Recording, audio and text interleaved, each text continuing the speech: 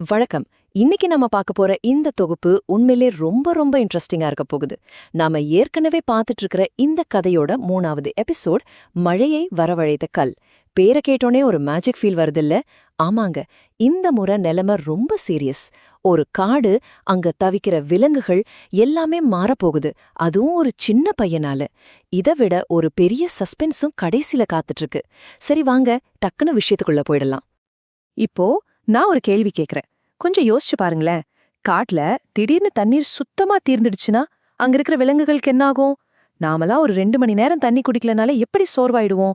அப்போ எந்த ஒரு பைப் வசதியோ கிணறோ இல்லாத முழுக்க முழுக்க இயற்கைய மட்டுமே நம்பி இருக்கிற காட்டுல ஒரு சொட்டு தண்ணி கூட இல்லன்னா நினைச்சு பார்க்கவே ரொம்ப கஷ்டமா இருக்குல்ல? இந்த ஒரு பயங்கரமான நிலைமையில இருந்துதான் நம்ம கதையோட மிக முக்கியமான திருப்புமுனை ஆரம்பமாகுது. பகுதி 1. காற்றின் தாகம். அந்த பச்சை பசேல்னு இருந்த காடு இப்போ எப்படி வறண்டு கிடக்குதுன்னு பாப்போம். பாருங்க, காடு முழுவதும் அப்படியே வறண்டு போயிடுச்சு. ஒரு சொட்டு தண்ணி இல்ல. விலங்குகள் எல்லாம் தாகத்துல பயங்கரமா தவிச்சிட்டு இருக்கு. இது சும்மா ஒரு கதைக்கான சீன் இல்லங்க, அதுங்களோட நிஜமான உயிர் போராட்டம். ஆறுகள் வறண்டு குளங்கள் எல்லாம் சேராகி வெடிச்சு போச்சு. பறவைகளுக்கு பறக்க கூட தெம்பில்ல. மான்களும் யானைகளும் தண்ணிய தேகி அலைஞ்சு அலைஞ்சு அப்படியே சுருண்டு விழுந்துடுச்சு. இதுக்கு சாதாரணமா எந்த தீர்வும் கிடையாது. இந்த விலங்குகள் உயிர் பிழைக்கணும்னா சத்தியமா ஏதாவது ஒரு பெரிய அற்புதம், ஒரு மேஜிக் நடந்தே ஆகணும். வேற வழி இல்ல. கரெக்டா இந்த மாதிரி ஒரு உச்சக்கட்ட விரக்தியில தான் நம்ம ஹீரோ உள்ள வர்றான். பகுதி 2. அருணும் மந்திரக்கல்லும். இங்க விஷயங்கள் எப்படி வரிசையா நடக்குதுன்னு பாருங்க. முதல் விஷயம், விலங்குகளோட அந்த மரணத்தாகம். 2வது, கரெக்டா அருண் தங்கிட்டு இருக்கிற அந்த பவர்ஃபுல்லான மந்திரக்கல்ல வெளியெடுக்கிறான். அந்த கல் அப்படி வானத்தை நோக்கி அவன் உயர்த்தின உடனே அது வரைக்கும் மேகமே இல்லாத வானத்துல எங்கிருந்தோ கார்மேகங்கள் திரண்டு வருது.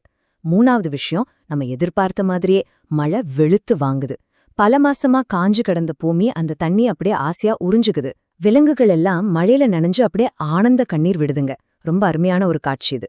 அந்த மந்திரக்கல் மூலமா காட்ட பெரிய அழிவிலிருந்து அருண் காப்பாத்திட்டான். எல்லாம் நல்லபடியா முடிஞ்சிடுச்சுன்னு நாம நினைக்கும் போதுதான் ஒரு பெரிய ட்விஸ்ட். பகுதி 3. இயற்கையின் பாடம். இந்த கதையோட மொத்த ஆணிவேரும் இந்த உருவரியில தாங்க இருக்கு. அந்த மந்திரக்கல் அருண் கிட்ட பேசுது. இயற்கையை மதிப்பவர்களுக்கே என் சக்தி உதவும். இது எவ்வளோ பவர்ஃபுல்லான வார்த்தை பாத்தீங்களா? இந்த கல், நான் உனக்கு உதவி செஞ்சே, நீ எனக்கு என்ன தருவ அப்படின்னு எந்த டீலும் பேசல. அது ஒட்டுமொத்த பிரபஞ்சத்தோட உண்மையை சொல்லுது. மந்திரக்கல் அப்படிங்கறது இங்க இயற்கையோட ஒரு சின்ன அடையாளம் தான். நாம இயற்கையை எந்த அளவுக்கு மதிக்கிறோமோ அந்த அளவுக்கு தான் அது நமக்கு தேவையான வளங்களை திருப்பி தரும். இந்த ஒரு வரி நம்ம மண்டைக்குள்ள அப்படியே நச்சுன்னு பதிய வேண்டிய ஒரு விஷயம். சோ இதிலிருந்து நாம முக்கியமா 2 பாடங்களை கத்துக்கலாம். ஒன்னு இயற்கைய பாதுகாக்கிறது, இன்னொன்னு தண்ணீரோட முக்கியத்துவம். நம்ம குழந்தைங்க தெரிஞ்சுக்க வேண்டிய ரொம்ப முக்கியமான விஷயம் இது. நம்ம வீட்ல பைப்பை திறந்த உடனே தண்ணி வருதுன்னு நாம நினைச்சிட்டு இருக்கோம். ஆனா அந்த ஒரு சொட்டு தண்ணிக்கு பின்னாடி இயற்கையோட எவ்ளோ பெரிய பேலன்ஸ் இருக்கு தெரியுமா? தண்ணிய சேமிக்கணும், மரங்களை வளர்க்கணும் அப்படிங்கிற மெசேஜ அருணோட இந்த கதையை விட வேற எப்படி இவ்ளோ அழகா சொல்லிட முடியும்? இதுதான் இந்த தொகுப்போட மிகப்பெரிய லேர்னிங். அப்பாடா, காட்டுல பிரச்சனை சால்வ் ஆயிடுச்சுன்னு நாம நிம்மதி பெருமூச்சு விடுற கேப்ல மறுபடியும் ஒரு புது முடிச்சு. பகுதி 4. மர்ம நிழல். தூரத்தில இருந்து ஒரு மர்ம நிழல் அருணையும் அந்த விலங்குகளையும் ரொம்ப ரகசியமா நோட்டம் விட்டுட்டு இருக்கு. அதாவது, அருண் மந்திரக்கல்ல வச்சு மழை வரவழைச்சதையும் விலங்குகள் எல்லாம் கொண்டாடுறதையும் யார ஒருத்தர் அல்லது ஏதோ ஒண்ணு மறைஞ்சிருந்து கவனிச்சிட்டு இருக்கு. அது ஒரு புது ஆபத்தா, இல்ல அந்த பவர்ஃபுல்லான கல்லை திருட வந்திருக்கிற ஒரு தீய சக்தியா? ஒருவேளை காட்டுக்கு உதவி பண்ண வந்திருக்கிற நல்லவங்களா? நமக்கு சுத்தமா தெரியாது. ஆனா ஒண்ணு மட்டும் கன்ஃபார்ம், அருணோட சாகசங்கள் இதோட முடியல. இதுக்கப்புறம் தான் மெயின் பிக்சரே இருக்கு.